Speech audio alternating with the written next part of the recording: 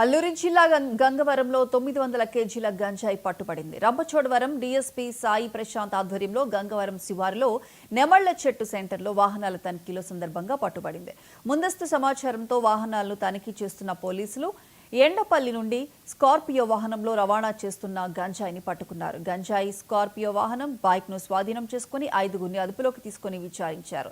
ఒడిశా జిల్లా మల్కనగిరి ప్రాంతంలో కొనుగోలు చేసి రాజమండ్రి, విజయవాడ పరిసరాలకు తరలిస్తున్నట్లు పోలీసు విచారణలో తెలిసిందే. ఈ ఆపరేషన్లో పాల్గొన్న రాజవమంగి గంగవరం పోలీసులను జిల్లా ఎస్పీ అభినందించారు. ఈ నెమల్ చెట్టు సెంటర్ దగ్గర మనకి ఆల్రెడీ వచ్చిన ఇన్ఫర్మేషన్ మేరకు గంజాయి వస్తుందనే ఇన్ఫర్మేషన్ మేరకు మనం వెహికల్ చెకింగ్ కూడా పెట్టుకోవడం జరిగింది. సో వెహికల్ చెకింగ్ దగ్గర గాంజాయి లోడ్ ఒకటి ఇక్కడ మనకు కనిపిస్తుంది కదా, ఇది బడా దోస్త్ వెహికల్ అంటారు ఇది.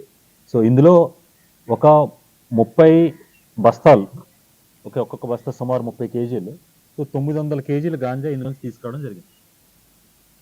సో ఈ గాంజాయికి దీనికి పైలట్ గాను లేకపోతే వెనకాల సెక్యూరిటీ గాను ఒక ఎవెంజర్ వెహికల్, సో దాంతోపాటు ఒక స్కార్పియో వెహికల్, ఈ 2 వెహికల్స్ కూడా వచ్చాయి వీటితో పాటు. సో ఇందులో ఉండే 30 బస్తాలు ఏవైతే గాంజా వెహికల్ ఉందో, అంటే 900 కేజీల గాంజా వెహికల్ ఏదైతుందో అది సుమారు, అంటే తక్కువ వేసుకున్న ఒక 45 లక్షల రూపాయలు విలువ చేసే గాంజా మాత్రమే, వెహికల్స్ కాకుండా గాంజా మాత్రమే 45 లక్షలు విలువ చేసే గాంజా.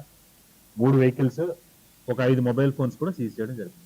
సో 45 లక్షల విలువైన 900 కేజీల గాంజా, 2 4 వీలర్స్, ఒక 2 వీలర్, 5గురు ముద్దాయిలు, ఒక 5 టచ్ ఫోన్స్ సీజ్ చేయడం జరిగింది. సో విషయంలోకి వెళ్తే ఈ గాంజా ఏదైతే ఉందో ఇది మల్కాన్గిరి, ఒడిశా మల్కాన్గిరి నుంచి వీళ్ళు తీసుకొని వస్తున్నారు ఈ గాంజాని. సో అక్కడ వీళ్ళకి సోర్స్ ఎవరైతే ఈ A2గా మనం చూపించిన ఇక్కడ రవీంద్ర కార్ అని ఎవరైతే ఉన్నారో ఆ సోర్స్ అక్కడి నుంచి గాంజాని ప్రొక్యూర్ చేసి ఇటు పంపిస్తే, సో ఈ పరేష్ బిశ్వాస్ అని A1 ఎవరైతే ఉన్నారో ఆయన ఈ గాంజాని తీసుకొచ్చి ఫర్దర్గా ముందుకు చేరవేస్తాడు అనమాట.